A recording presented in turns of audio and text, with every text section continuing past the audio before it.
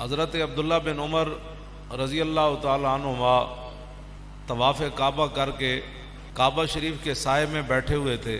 ایک آدمی عراق سے آیا، وہ بھی حج کرنے یا عمرہ کرنے آیا۔ اس نے پوچھا کہ یہ جو بزرگ بیٹھے ہیں یہ کون ہے؟ لوگوں نے بتایا کہ یہ فاروق اعظم کے صاحبزادے ہیں، عبداللہ بن عمر ہے۔ تو اس نے جا کر آپ کو سلام کیا اور وہ کہنے لگا کہ اگر اجازت ہو تو میں آپ سے کوئی سوال پوچھ سکتا ہوں؟ آپ نے فرمایا پوچھو، کیا پوچھتے ہو؟ اب عبداللہ بن عمر سامنے، اللہ کا گھر سامنے، مقام ابراہیم سامنے، صفا اور مروہ ادھر موجود، مسجد حرام موجود، تو وہ عراق سے آیا ہوا حاجی وہ عبداللہ بن عمر سے پوچھتا ہے کہ میں آپ سے ایک سوال کر سکتا ہوں؟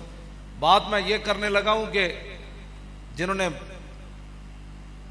بڑوں کے خلاف باتیں کرنی ہوتی ہیں وہ کعبے کو بھی نہیں دیکھتے، عبداللہ بن عمر کو بھی نہیں دیکھتے، مقام ابراہیم کو بھی نہیں دیکھتے، اور حتیم کو بھی نہیں دیکھتے، صفا اور مروہ کو بھی نہیں دیکھتے۔ وہ کہنے لگا کہ میں آپ سے ایک سوال کرنے لگا ہوں تو آپ مجھے اس کا جواب دیں۔ فرمایا بتاؤ۔ وہ کہنے لگا کہ مجھے یہ بتاؤ کہ عثمان غنی میدان بدر میں گئے تھے، عثمان غنی کا دشمن تھا؟ آپ نے فرمایا نہیں گئے تھے۔ اس نے کہا دوسرا سوال یہ ہے کہ میدان احد میں جو صحابہ پیچھے ہٹے تھے، جب یکدم حملہ ہوا، وہ ٹیلہ حضرت سعید بن جبیر کی قیادت میں جو حضور نے 50 صحابہ مقرر کیے تھے، جب انہوں نے وہ ٹیلہ چھوڑ دیا تو پھر ٹیلے کے پیچھے کی طرف سے آ کر 3000 مشرکین نے دوبارہ حملہ کر دیا۔ تو کہا اس جو اچانک حملہ ہوا تھا میدان احد میں، پیچھے جو صحابہ ہٹے تھے ان میں عثمان غنی تھے؟ آپ نے فرمایا ہاں تھے۔ پھر اس نے پوچھا کہ حدیبیہ کے مقام پر عثمان غنی نے حضور کے ہاتھ پر بیعت کی؟ آپ نے فرمایا ان نے حضور کے ہاتھ پر بیعت نہیں کی۔ تو کہنے لگا اللہ اکبر، بس میرا جو عقیدہ تھا اس کا جواب عبداللہ بن عمر سے مل گیا۔ تو نعرے لگاتا ہوا جانے لگا تو عبداللہ بن عمر نے فرمایا اس کو پکڑ کر میرے پاس لاؤ۔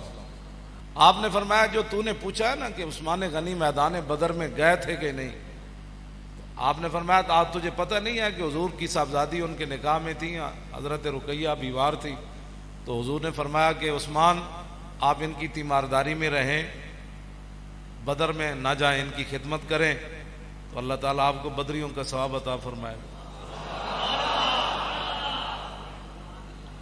فرمایا باقی تو نے پوچھا کہ میدان احد میں عثمان غنی پیچھے ہٹے تھے کہ نہیں، تو میں نے تجھے کہا ہٹے تھے، تو نے کہا بڑا خوش ہوا۔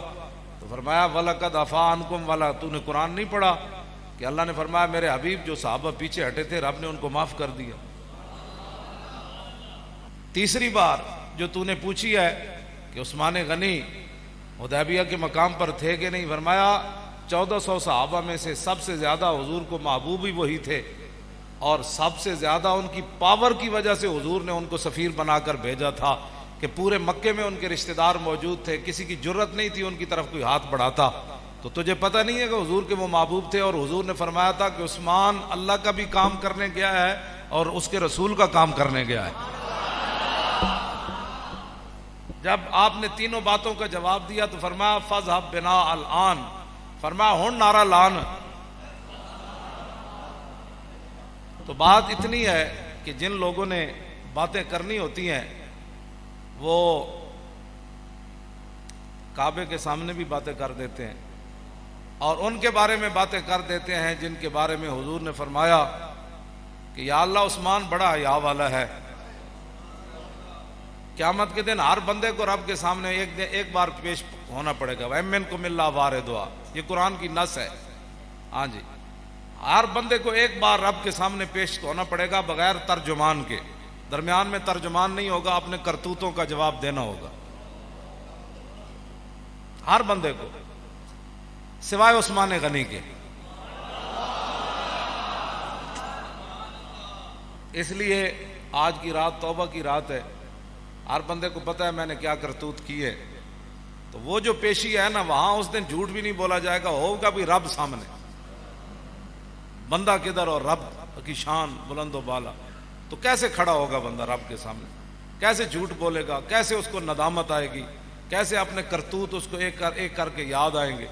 تو آج موقع ہے کہ سب گناہوں کی معافی مانگیں، سب گناہوں سے توبہ کریں،